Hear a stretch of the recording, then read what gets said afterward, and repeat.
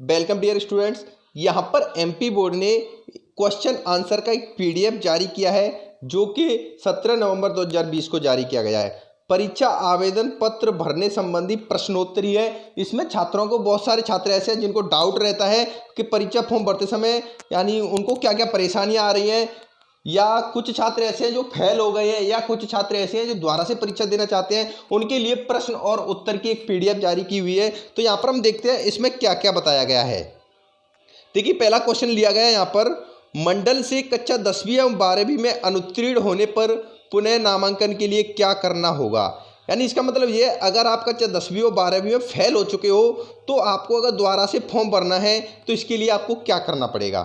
तो इसमें यहाँ पर मंडल के द्वारा बताया गया है पुनः नामांकन की आवश्यकता नहीं है। यानी आपको दोबारा से आपको फॉर्म भरने की आवश्यकता नहीं है, सीधे सीधे आपको परीक्षा फॉर्म भरना पड़ेगा। यानी आपको रजिस्ट्रेशन कराने की बिल्कुल भी ज़रूरत नहीं है, सीधा सीधा एग्जामिनेशन आपको फॉर्म भरना है।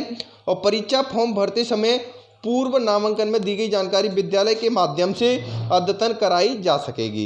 यानी जब भी आप परीक्षा फॉर्म भरोगे तो आपका जो रजिस्ट्रेशन फॉर्म है वो पिछले साल वाला द्वारा ही, पिछले साल का जो रजिस्ट्रेशन फॉर्म है वो स्कूल के द्वारा ही अपडेट कर दिया जाएगा। तो इसमें आपको कुछ करने की जरूरत नहीं है, सिर्फ एग्जामिनेशन फॉर्म भरना पड़ेगा।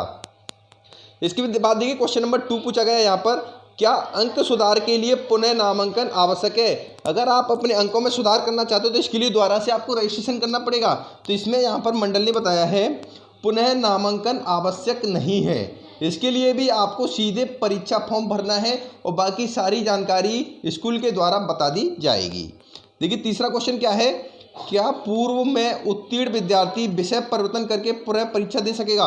देखिए, इस क्वेश्चन का मतलब क्या है, आपने मान लीजिए इस साल क्लास 12 पास कर लिया, अब आप विषय परिवर्तन करना चाहते हो, यानी इस साल आपने मैथ से किया, अब आप बायोलॉजी से करना चाहते हो, तो इसके लिए आपको क्या दोबारा से परीक्षा देनी पड़ेगी। तो इसके लिए क्या है, आपको जी हाँ दोबारा से परीक्षा देनी पड़ेगी।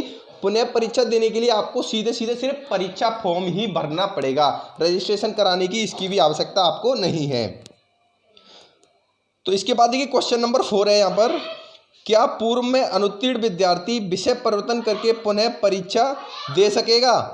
इसमें देखिए फ्रेंड, इस क्वेश्चन का मतलब है, अगर आप क्लास 12 में आपने एग्जाम दिया, आप फेल हो गए हो, जैसे आपने इस साल मैथ लिया था तो मैथ में आप फेल हो गए, तो अब आप अगली साल फिर से पेपर देना चाहते हो, तो आप चाहते हो कि मैथ ना लेकर के बायोलॉजी ले, यानी अपनी विषय को परिवर्तन करना चाह रहे हो, तो इसके लिए आपको क्या करना पड़ेगा। तो इसके लिए देखिए फ्रेंड, आपको जी हाँ पुनः परीक्षा देने के लिए सीधे आपको परीक्षा फॉर्म भरना होगा। परीक्षा फॉर्म भरते समय पूर्व नामांकन में दी गई जानकारी विद्यालय के माध्यम से अद्यतन कराई जा सकेगी। तो इसके लिए भी आपको सिर्फ परीक्षा फॉर्म ही भरना है, उसमें मैथ की जगह पर आपको बायोलॉजी भरना पड़ेगा और इसके लिए कोई भी रजिस्ट्रेशन कराने की आपको बिल्कुल भी ज़रूरत नहीं है। देखिए, क्वेश्चन नंबर 5 में पूछा गया है, किसी उत्तीर्ण विद्यार्थी द्वारा पुनः 10वीं और 12वीं की परीक्षा देने पर उसकी अंक सूची कैसे प्रदर्शित होगी। यानी आपने क्लास 12 के पेपर दिया, आप पास हो गए, 10वीं या 12वीं के हो, आप पास हो गए, परीक्षा देने पर उसकी अंक सूची जो आपकी मार्कशीट आएगी वो कैसे प्रदर्शित होगी। तो देखिए, इसमें बताया गया है बोर्ड के द्वारा, यानी परीक्षा परिणाम प्राप्त होने पर संबंधित विद्यार्थी को पूर्व में जारी अंक सूची को अद्यतन कर नई अंक सूची जारी कर दी जाएगी। यानी आप पास हो गए थे, आपने दोबारा से अपना फॉर्म भर दिया, जैसे मान लीजिए इस साल आपने क्लास 12 के पेपर दिए, आप इसमें पास हो गए लेकिन आपके कम नंबर आए, तो आपने सोचा मैं दोबारा से कर लेता हूँ, फिर इस साल आपने दोबारा से 12 का फॉर्म भर दिया, तो जो आपकी जो नई सूची अंक पत्र आएगा वो पिछले साल का ना होकर के इस साल का नया आएगा, और जिस विषय में आपके नंबर ज़्यादा होंगे वो वाली सब्जेक्ट आपकी मार्कशीट में ऐड कर दी जाएगी। क्वेश्चन नंबर 6 है, क्या पूर्व में उत्तीर्ण परीक्षा के विषयों में पुनः परीक्षा दी जा सकती है। तो बिल्कुल फ्रेंड, आपने देखिए, इस क्वेश्चन का मतलब क्या है, आपने क्लास 12 पास कर लिया, कोई भी जितनी सब्जेक्ट थी सभी पास कर ली, अगर आप उन सब्जेक्ट का दोबारा से पेपर देना चाहते हो तो बिल्कुल दे सकते हो। किसी विषय में जिस परीक्षा में अधिक अंक होंगे उसे मान्य करते हुए अद्यतन वर्ष की अंक सूची जारी कर दी जाएगी। जैसे आप ओनली मान लीजिए फिजिक्स केमिस्ट्री का ही पेपर देना चाहते हो तो 2 सब्जेक्ट का पेपर दे दोगे, तो आपकी जो नई मार्कशीट आएगी सिर्फ उसमें ये 2 सब्जेक्ट के जिसके भी ज़्यादा मार्क्स होंगे वो वाले मार्क्स चढ़ा दिए जाएंगे। इसके बाद ये क्वेश्चन नंबर 7 है, क्या अन्य राज्यों व बोर्ड से उत्तीर्ण विद्यार्थी माध्यमिक शिक्षा मंडल द्वारा आयोजित परीक्षा में पुनः 10वीं या 12वीं की परीक्षा दे सकते हैं। तो बिल्कुल जी हाँ, परीक्षा दे सकते हैं।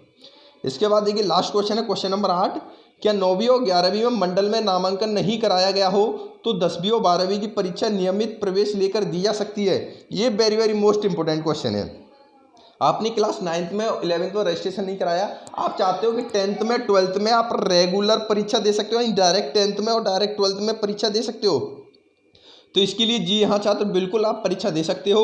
मंडल द्वारा वर्ष विशेष में नामांकन के लिए निर्धारित समय सीमा में 10वीं और 12वीं के लिए नामांकन कराना आवश्यक है। इसके लिए क्या होता है, कुछ डायरेक्ट फॉर्म भरे जाते हैं, उसके लिए समय निर्धारित रहता है कितने समय तक, और प्रत्येक स्कूल को निर्धारित सीट दी जाती है कि इतने विद्यार्थी का ही फॉर्म भर सकते हो। तो वो रेगुलर फॉर्म होते हैं, तो इस तरीके से आप फॉर्म भर के अपना रेगुलर पढ़ाई कर सकते हो।